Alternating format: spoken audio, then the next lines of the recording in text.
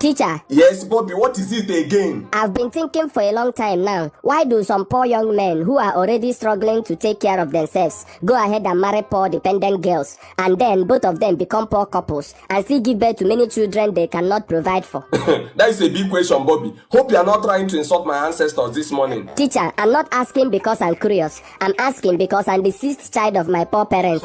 6 of us hawk bottled water in the market after school. Even on weekends, we are still hawking while other children are sleeping or watching cartoons. Why didn't my parents stop at 1 or 2 children? What pushed them? Bobby, many poor men go into marriage because they believe marriage brings God's favor. The Bible said in Proverbs chapter 18 verse 22 that he who finds a wife finds a good thing and obtains favor from the Lord. Then I ask, after obtaining the favor they hoped for, why didn't they check whether that favor was enough to start having children? Didn't they know that if couples fail to plan and prepare before having children, they have already planned and prepared to fail the children they will bring into the world? Relying on hope is useless because hope without action is empty. Bobby, some couples believe that God commanded humans to multiply. In the Bible, Genesis chapter 1 verse 28, God said, "Be fruitful and multiply and fill the earth." That excuse is weak, teacher.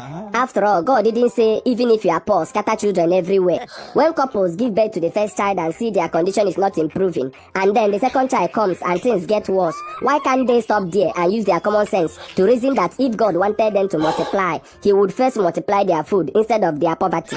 But Bobby, look at it this way. If your parents stopped after their second child, would you even be in this class arguing with me today? Of course I wouldn't. Maybe I would be in America as the grandson of the president. In your dreams, maybe you'll be the first son of a madman on the street. Never.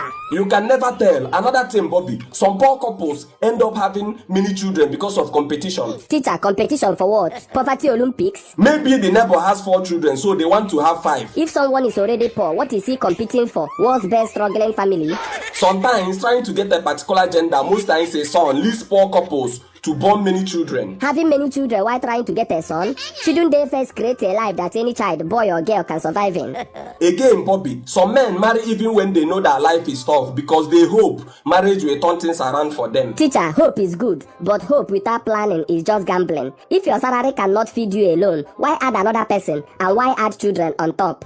Bobby, don't forget that love is blind. Love is blind. People don't calculate when they are in love. But love is supposed to open its eyes after marriage. If love wants to stay blind, fine. But why should innocent children suffer because their parents refuse to use common sense? Bobby, some men also rush into marriage because of pressure. Family pressure, cultural pressure, village pressure, peer pressure. They fear being left behind by their peers and being called irresponsible. Teacher, pressure is not strong enough to force people into lifelong suffering. Why not resist the pressure and build a life first?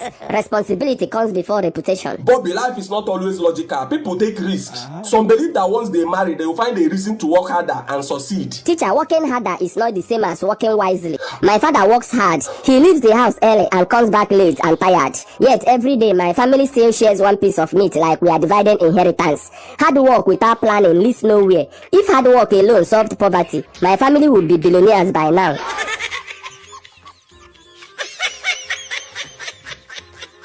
Bobby, teacher, maybe your parents did the best they could with what they knew. I believe that, but doing your best is different from doing what is wise. If they stopped at 2 children, maybe the 2 would live